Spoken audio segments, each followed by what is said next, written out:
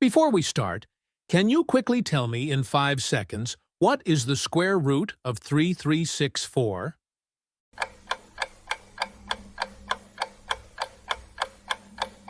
I guess it was difficult for 99% of the audience watching this video, right?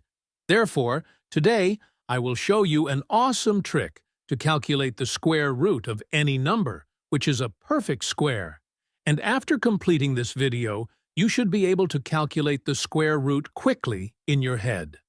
So, are you ready? You only need to do one thing. Just memorize squares of the numbers from 0 to 9 like this. I guess you already know it. Now look at the last digit of each of these squares. I have colored it differently, and when you look at those values, you will notice that some of the squares end up in the same last digit.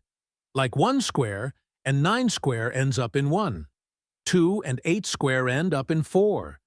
3 and 7 square end up in 9. 4 and 6 square end up in 6. Last digit of 0 and 5 square do not match with other numbers. So now let us look at an example. Suppose we want to calculate the square root of 1225. First thing we do is look at the last digit of this number. It's 5, right? And now look at the square here whose last digit ends up in 5. It's 5 itself, so write the digit 5 here. Now cross out the last 2 digits. Now we want a square which is just below or equal to 12. Look here, it's 9, which is 3 square. So we write 3 here, and it's done. 35 is the answer. Great.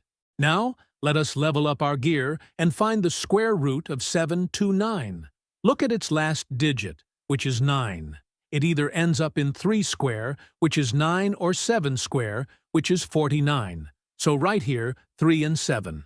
Now, as we did before, cross out the last 2 digits, and then we want a square which is just below or equal to 7. It is this 4, which is 2 square, so write 2 here. Hence our answer will be either 23 or 27.